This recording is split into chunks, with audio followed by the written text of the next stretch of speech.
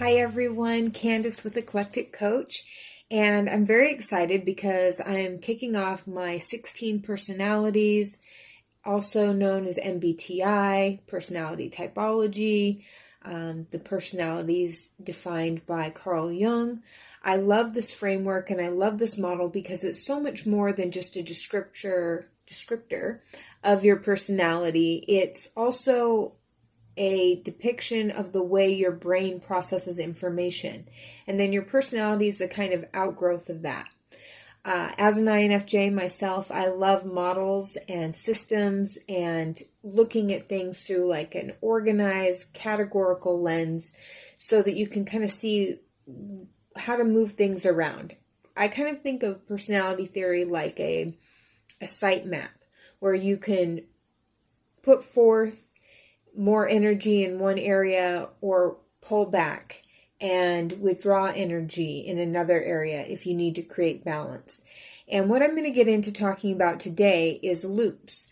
So loops are when, and I'm going to be providing a little graphic here, when you are bypassing your auxiliary function. And the power of personality is really in the cognitive stack. It's not just in knowing generally what your personality is like and what you're like at a party and giving you some caricature label.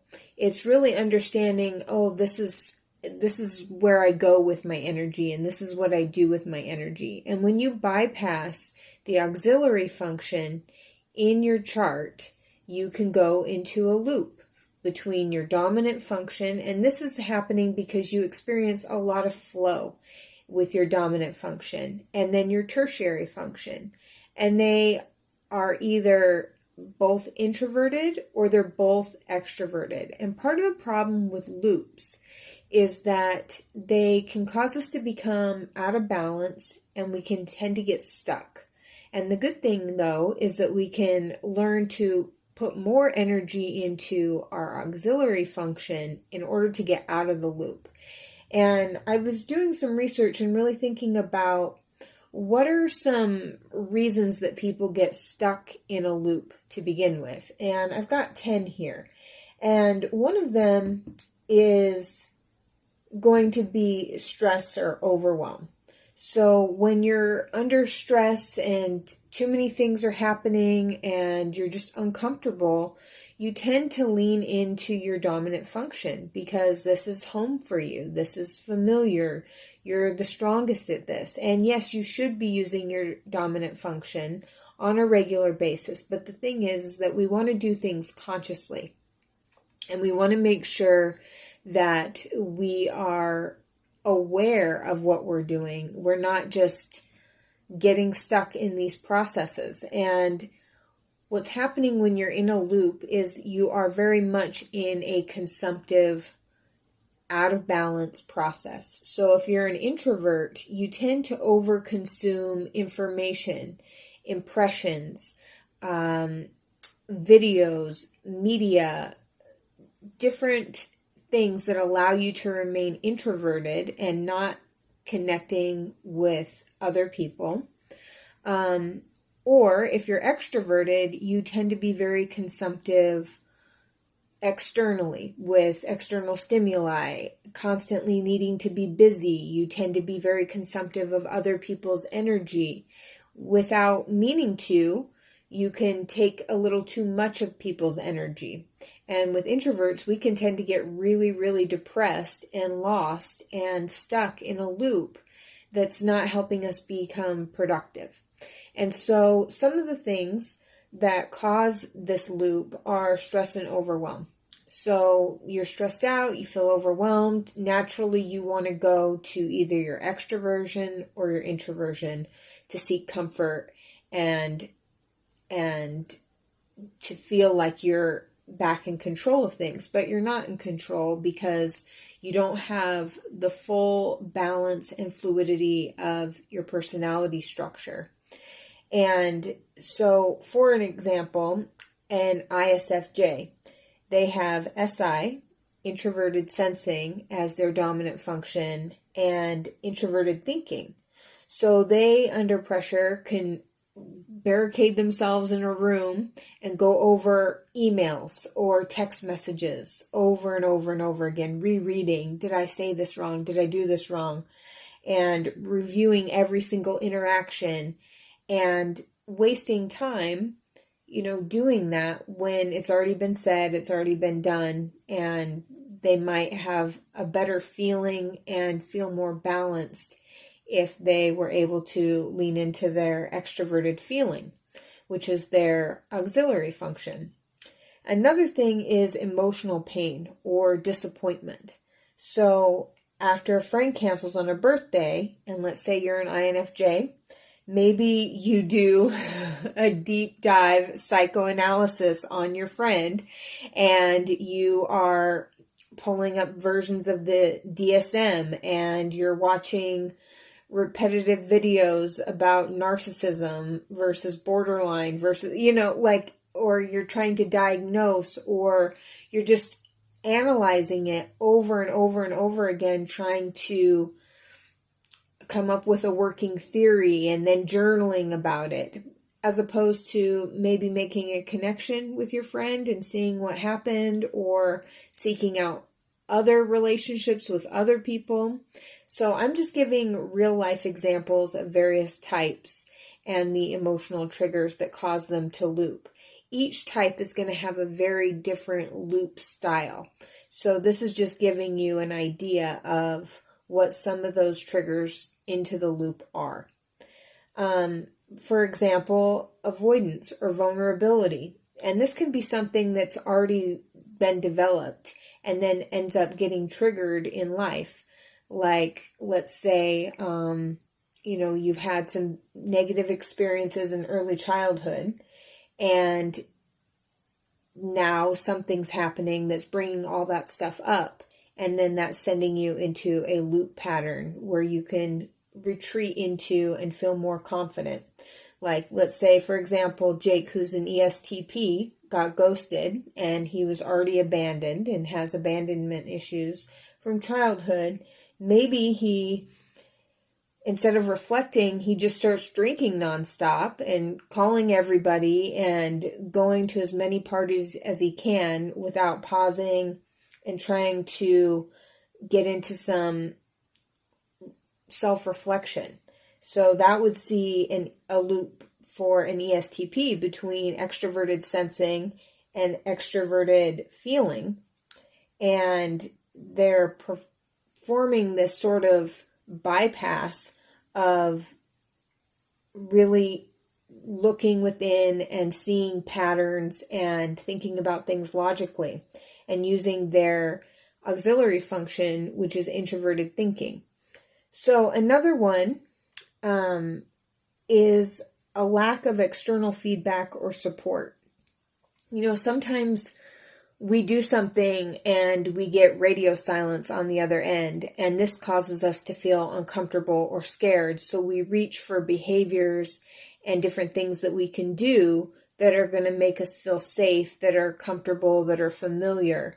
And let's say you're an ENFP and you share an idea with your friend, and ENFPs love ideas. They love sharing thoughts and possibilities, and they get very excited and enthusiastic. But let's say your friend doesn't give you a response. They kind of have like a blank look on their face. And then maybe the ENFP starts spiraling in their imagination, and they start brainstorming newer, wilder projects and avoid feeling rejected, because they're going from extroverted intuition straight to introverted feeling, and they are bypassing TE, which is extroverted thinking, execution. So then they start this wild brainstorming idea, and they don't really produce anything out of it. It just grows, and they're just trying to avoid actually stepping forward because they didn't get any support or encouragement about a project or an idea they were so enthusiastic about. And another example is maybe the trigger is that an ESFJ, for example, grew up in a chaotic home, and now they're starting to feel out of control.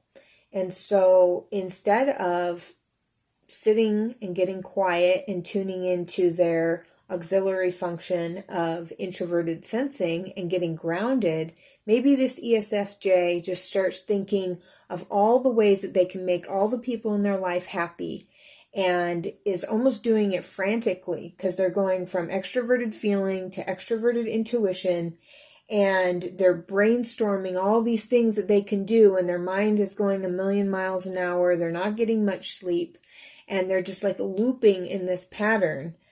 Instead of really getting quiet with themselves and reflecting and looking at what's worked in the past, what's grounded, what's tried and true for them, they're just thinking of all these possibilities and things that they can do. So sometimes when we don't want to feel feelings of shame or vulnerability, or it reminds us of a trauma or some sort of wounding story that we have, we unconsciously jump into a loop. And that's just an example.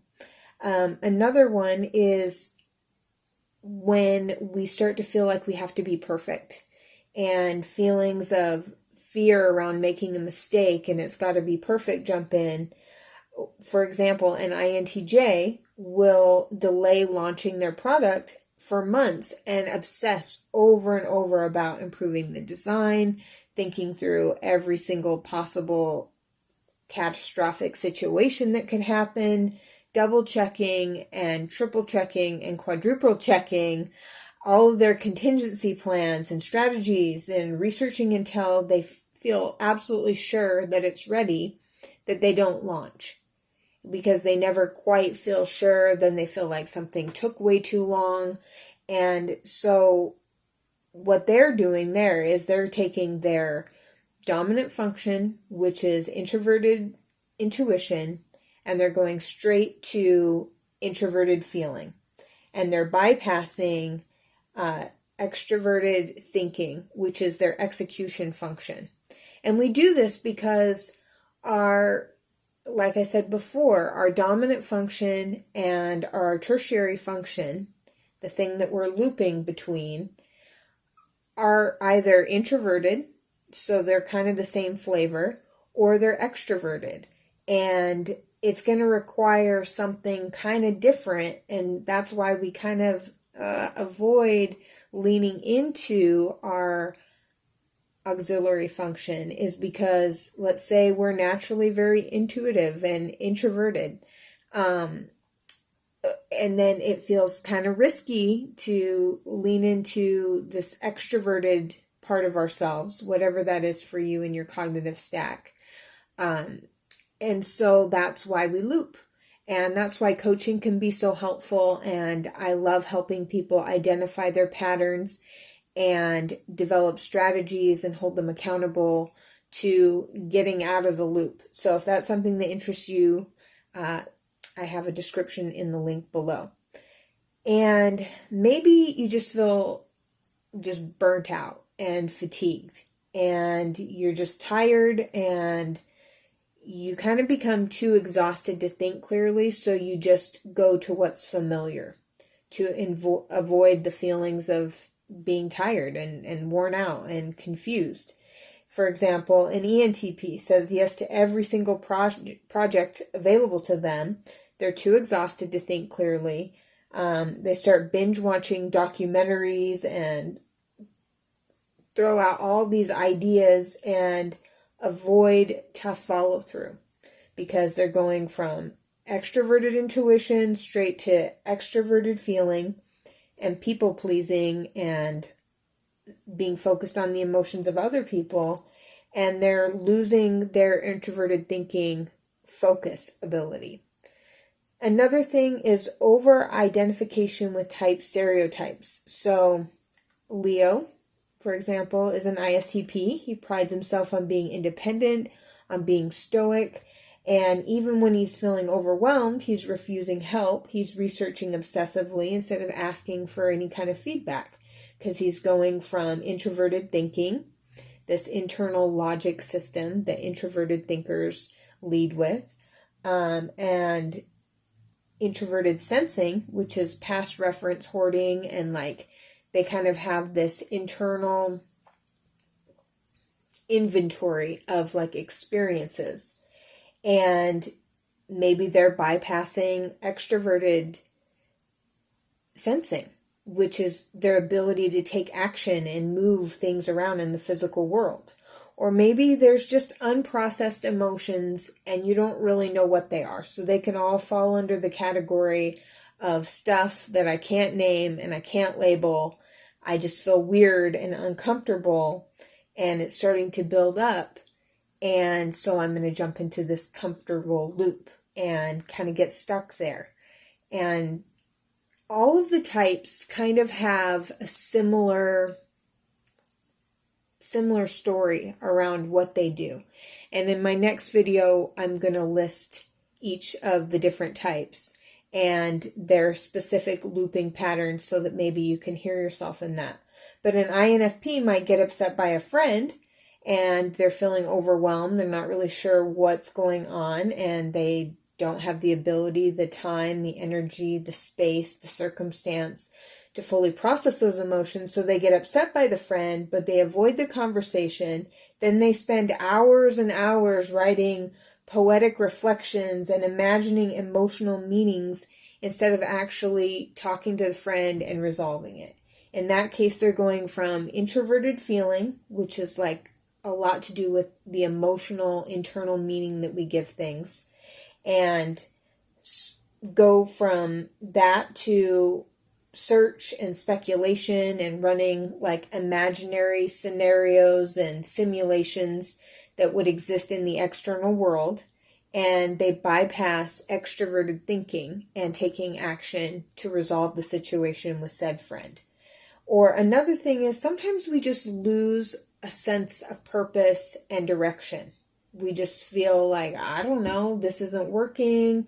We feel disillusioned by events that happen, or maybe we get excited about something and then it fizzles, and now we're like, now what do I do? And so we get stuck in a loop. And for example, an ENFJ might finish grad school, but now that they're done with grad school and they don't have exams anymore and they don't have the same social structure that they had in grad school and the same conversations, instead of resting and reflecting on the next moves, they might drive directly into fixing everyone else's life. ENFJs are great at that. They're such amazing organizers. And so they're going from extroverted feeling, which is understanding the emotions and taking the emotional pulse of everyone, and extroverted intuition, and which is like searching and creating different simulations and scenarios and examples, and sort of like an external, the way things play out, pattern recognition. And they're bypassing their own introverted intuition and really being able to reflect and see, okay, well, what does this mean for me where I'm at now? What types of patterns is this bringing up within me? What do I want to do now? And really reflecting on their own emotional goals based on their own internal patterning. And so these are all just examples of different types, but the over-identification with stereotypes, fatigue, burnout, perfectionism, trauma, lack of external feedback, or a feeling of being supported, all these different scenarios are going to send you into some sort of loop. And I hope that this gives you some sort of understanding, if you didn't see yourself in one of those loops, of just how the loop works, because each type is going to loop very, very specifically and in a very common way based on what type they are and their unique cognitive stack. So stay tuned for the next video. And if you would like to work with me because you would like to start tuning in more to your auxiliary function, because maybe you see, yeah, I've been kind of stuck in like an unproductive pattern, like a holding pattern, and I can't make progress and I can't move forward and I'm not really sure what to do. Knowing what your personality type is first and foremost, and then we can just look at it and say, all right, how is this showing up? And start creating some strategies and actionable follow-through plans with accountability to make real lasting change. All right, thank you so much for joining me in this video, and I will see you in the next one.